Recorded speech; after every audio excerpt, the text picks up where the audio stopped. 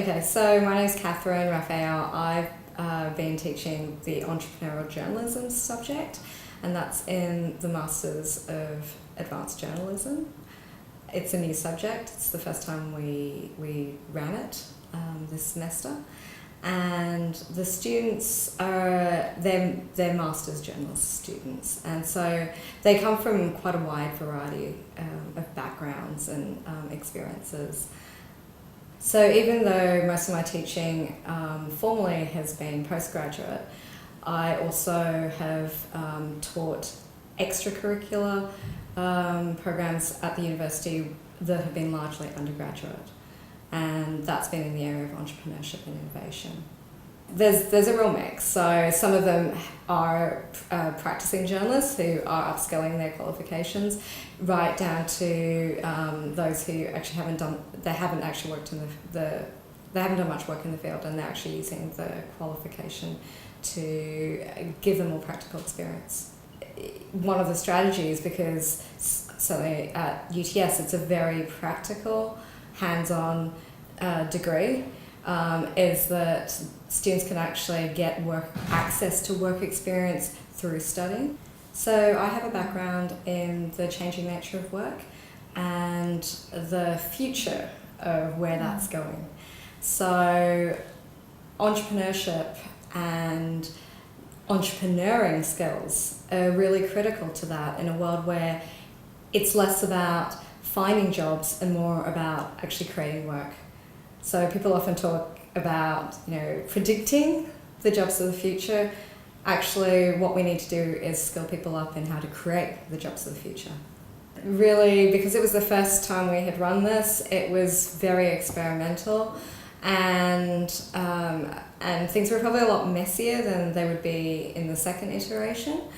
And so we had, in the course of development, I was building on work that I had done, so previous curriculum development in entrepreneurship, but this was a new group of people. So it wasn't just about entrepreneurship; it was about entrepreneurial journalism. So it was really taking the two parts, journalism and the context of where journalism is going, and bringing that together with entrepreneurial skills.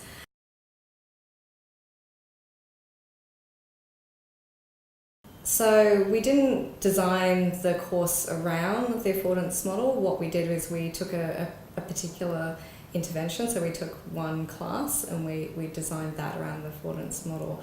Having said that though, I think there's a lot in the way in which we progressed in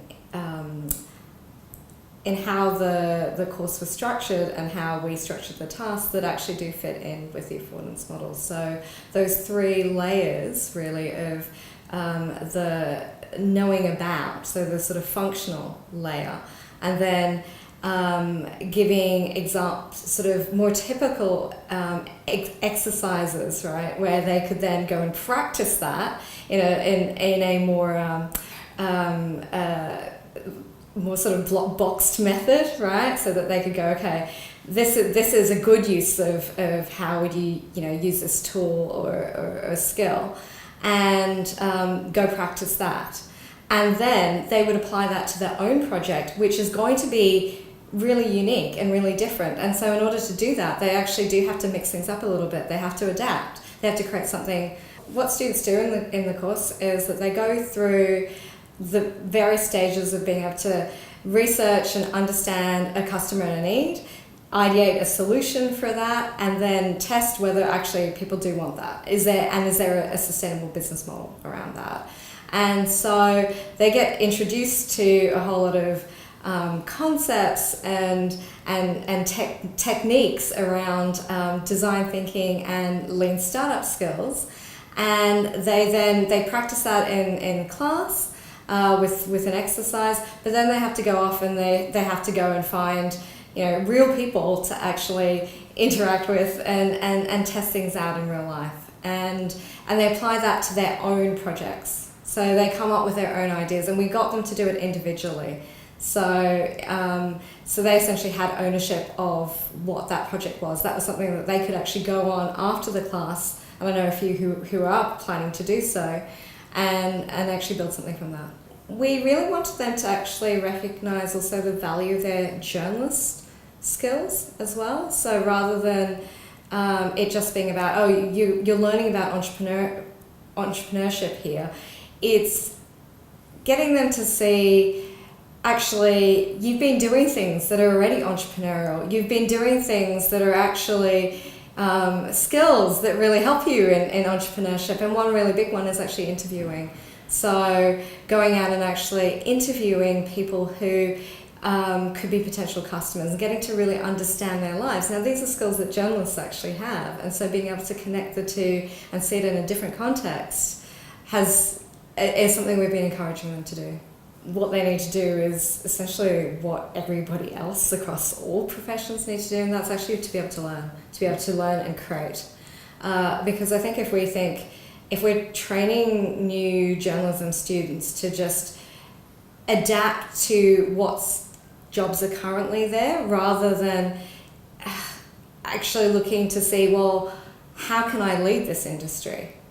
Because at the moment, with what's happening in journalism, some of the biggest mastheads are actually in crisis, right? So it's not, I think we'll be doing students a disservice if we say, actually, we're training you for these jobs, right? And yes, the mastheads are requiring, their employees to be able to write awesome stories, like do social media, and like also be like whatever, data analysts as well, and it's like super people, right?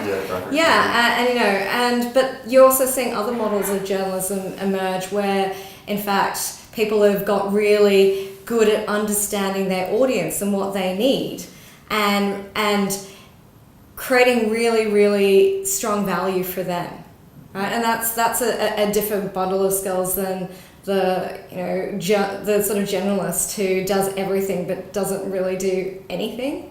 So I think the more that we can help students better understand the context that they're in and be able to create value in that, rather than kind of a sort of reactive kind of way of identifying particular skills and saying, okay, if you get this, then you'll get a job. I think they're useful, but we need to do more than that.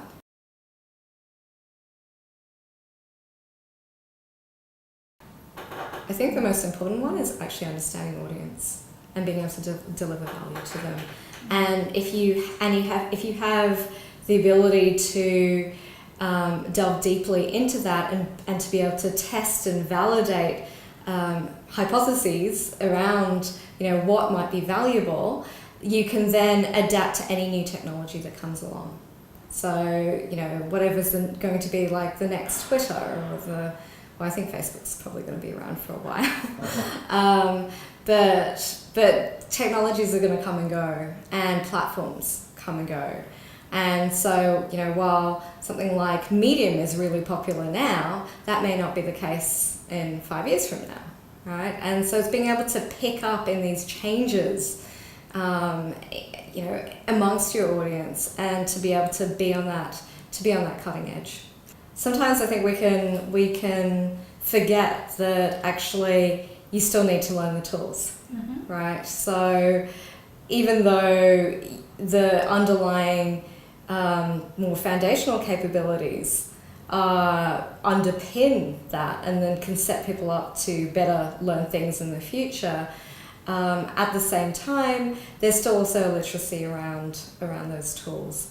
And so I think there's a lot of value with actually selecting tools that are readily used in the industry, and looking for ways in which you can embed that in your course in an authentic way. So in the intervention that we did, we introduced those tools in one class. So we had one topic that we were looking at project management, and we introduced a few tools in that class. I think a much better way to do that would have actually to have had that had that introduced right at the beginning, and then had that embedded in how the students were actually developing their project and potentially even communicating with the rest of the class as well. So the more they could actually get an opportunity to have lots of different uses of it, I think the more likely they would have been to actually develop a better understanding of how they could then use that in their own context as well.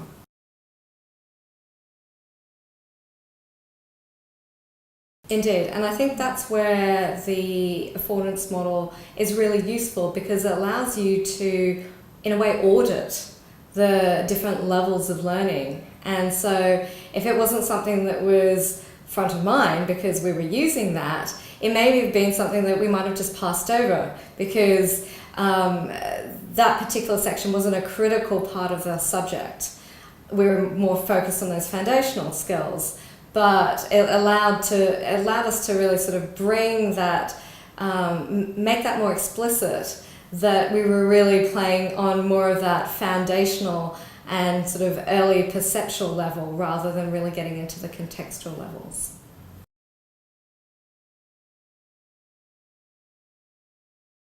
I think it's really important that you're actually out there as a teacher and actually in practice, right? And so rather than just telling students what I think they should do, everything that I teach, I've also implemented myself. So I also participate in entrepreneurship as well, for want of a better term. Yeah. And I think the more you can do that, the more empathy you also have of, what that experience is like for them to actually learn. So you can bring that to your teaching. So, when I tell students about pitching, for example, I do that from a point of, I know what it's like to actually pitch and put yourself up there, and how difficult that can be. And so I'm able to actually scaffold them in some of those emotional aspects of pitching, rather than just, this is the content you need to have here.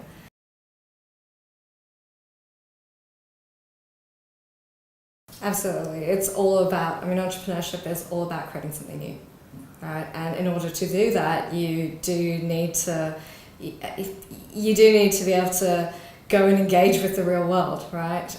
I definitely think there's that crossover in both the applied, right? So rather than just the sort of functional knowledge information in transferring that knowledge to you, but that increasing importance of actually being able to use that knowledge and use those skills. And so both in the expected situations, but also to be able to create something new and mix that with other skills, so that you're actually not just creating new outputs, but you're actually creating new methodologies as well. I think it's also useful to let students know that there's different levels of skill when you're learning something. So you don't necessarily need to be at that contextual level for everything, right? In fact, when we think about just-in-time knowledge or just-in-time learning, that sometimes, you might just need a map to know, okay, this is, really at that functional level, what is out there, and then as you need it, you can then pick the skills that you need, the understanding of the tools that you need, and develop that depth later on. So I think it's useful as students learn about learning to be able to give them models to help conceptualize their learning as well too.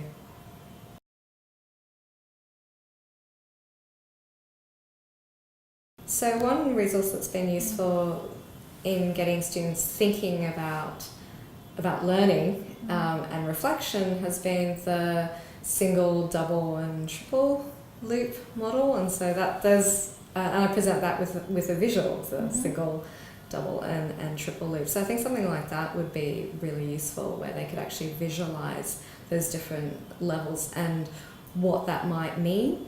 And I think having examples in each that they can relate to in the context of the subject would be really useful. Absolutely. And so when we were designing the intervention, we actually did that in conjunction with creating the assessment activities, and found actually that there wasn't, that we could use the assessment activities as actually exercises in class as well. So it was useful. What I found was that the process wasn't linear, but it was still useful to see them as those stages in order to be able to audit, where are we on each of these levels, and actually having to apply the affordance model. We actually found ourselves going through that same process. And interestingly enough, it wasn't really until we were actually building it and getting to the sort of end stages of designing the intervention that really some of the functional levels started to kick in. And so it's really something, I think, the more you can have some practice time, much as we try to scaffold our students in being able to try it out, practice it and play with it a bit before being able to actually apply it to something that is maybe a bit more important. Then I think having those spaces to be able to practice using the affordance model, that was really the best way to actually learn it. Mm-hmm. And getting that deeper understanding of actually creating your own concepts. So being able to put the affordance model into your own words.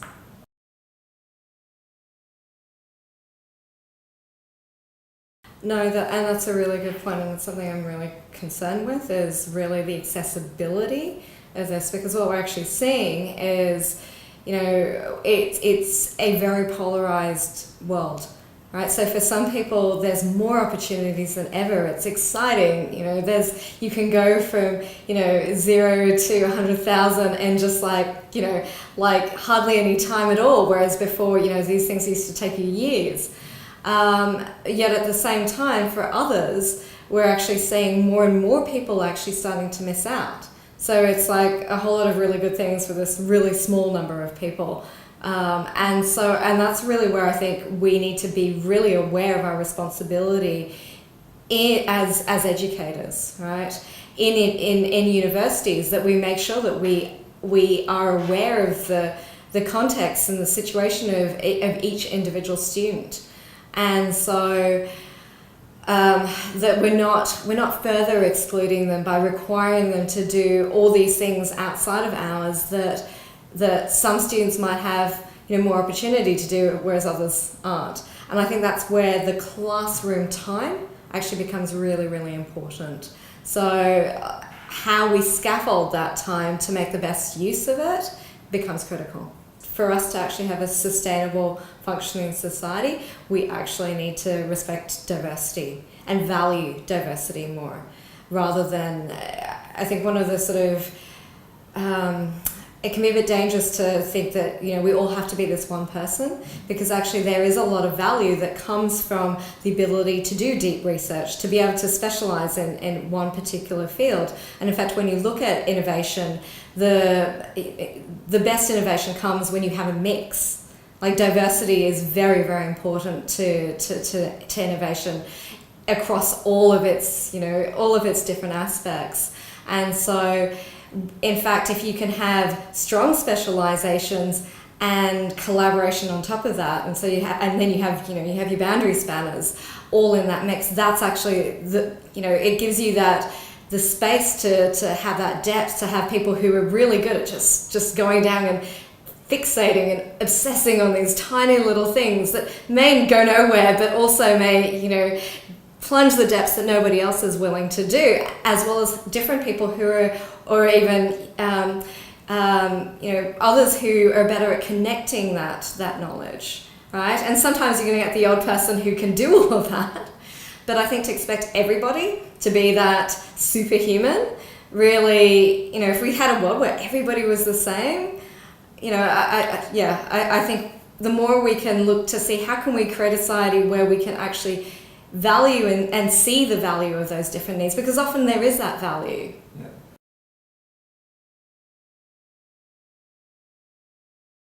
So I think a really critical thing is helping students actually see and value their strengths and understand their strengths, so that and the needs around that, so that they can better evaluate the opportunities around them, to know that, okay, well, you see that with, some students who are going to be much better suited at in jobs that have really quick turnaround times, like radio, for example, whereas there's others who prefer that time to really get deep into that research and immerse themselves. And so, for them, that might be feature writing. So it's really about helping them to develop that self-awareness, because at the end of the day, we can channel them to their first opportunities, but then, we're not there. And so they need to be able to actually learn the skills of being able to recognize that, and to be able to keep recognizing that. And to be able to also see, okay, well, if there isn't this perfect fit, what's my agency in that? What can I do to change that, so that it better suits with my strengths? And how can I deal with some of, things that I don't like doing? Are there other strategies around that, other than, necessarily developing a weakness into a strength? Very much so. So there's this concept in software development that's called the stack, right? So it's all the technologies that you need to build, to deliver your particular solution, right? So it may be, and so, you might have HTML and CSS on the front end, and then you might have JavaScript on the back, right? And you've got this stack, and then like a database. Similarly, students can also see that with their skills. So they'll have a mix of digital and I guess more generalizable skills. The better that they can see what is their particular stack right now, and then that also then helps them see, if they want to do something different, well, what might that stack look like, and how do I get there?